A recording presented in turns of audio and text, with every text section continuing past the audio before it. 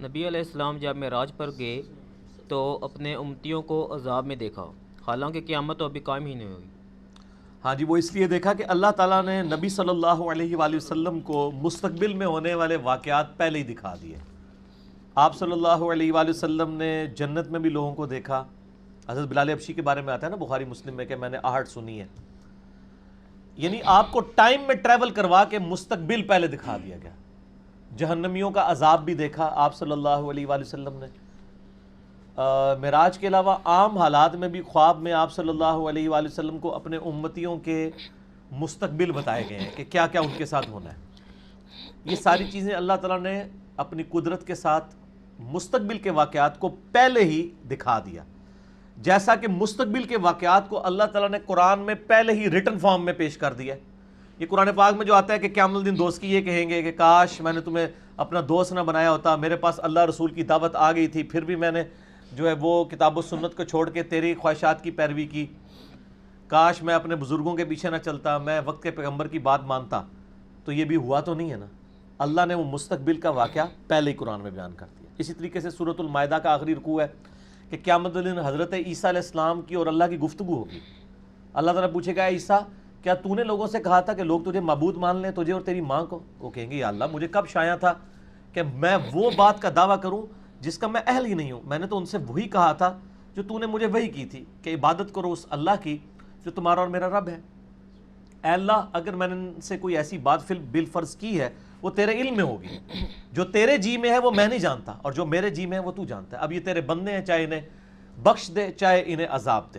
اللہ تعالیٰ فرمائے گا آج کا دن سچوں کو صرف سچا عقیدہ ہی فائدہ دے گا۔ تو یہ پوری گفتگو ابھی تو ہوئی نہیں ہے، قرآن میں پہلے ہی نقل ہو گئی ہے، اسی کی اگر ویڈیو بنا کے وقت کے پیغمبر کو دکھا دی جائے تو ایک سٹیپ آگے ہوگا۔ تو بات ایک یہی ہے۔ تو یہ جو واقعات ہیں یہ اللہ تعالیٰ نے پہلے دکھائے، اور دوسرا یہ ہے کہ جو بندہ مرتا ہے اس کی قیامت قائم ہو جاتی ہے۔ بخاری مسلم میں حدیث ہے کہ مرتے ہی قیامت قائم ہو جاتی ہے ہر اس شخص کے لیے جس کو موت آتی ہے، یعنی نزع کے عالم کے بعد قبر کی زندگی اور عالم برزخ کی زندگی، قیامت کی زندگی سے پہلے یہ آخرت کی منازل ہیں۔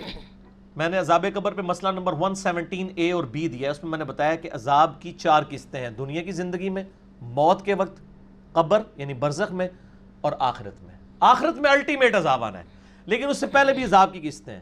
تو ظاہر ہے کہ اگر ایک شخص مر گیا اور اس کا عذاب اس کو ہو رہا ہے، جیسے قرآن حکیم میں سورۃ القصص میں آتا ہے فرعونی صبح و شام آگ پر پیش کیے جاتے ہیں، حالانکہ ابھی قیامت تو قائم نہیں ہوئی، اس میں آگے الفاظ موجود ہیں پھر جب قیامت آئے گی تو بڑے عذاب پہ پیش کیے جائیں گے۔ اس آیت کو امام بخاری نے عذاب قبر کے اوپر دلیل بنایا صحیح بخاری میں باب باندھ کے۔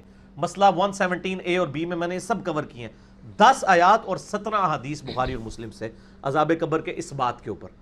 تو اس میں نے یہ بات بتائی تھی کہ مستقبل کے واقعات بھی دکھائے گئے، پلس یہ کہ جو مر چکا ہے ظاہر ہے اس کے اوپر عذاب کا سلسلہ شروع ہو چکا، چھوٹا عذاب، پھر الٹیمیٹلی بڑا عذاب تو آئے گا۔ تو اللہ تعالیٰ تو یعنی یہ سائنس تو آج کہہ رہی ہے نا کہ آپ ٹائم میں ٹریول کر سکتے ہیں، تو ماضی میں بھی جا سکتے ہیں، مستقبل میں، یہ تھیوری ہے نا۔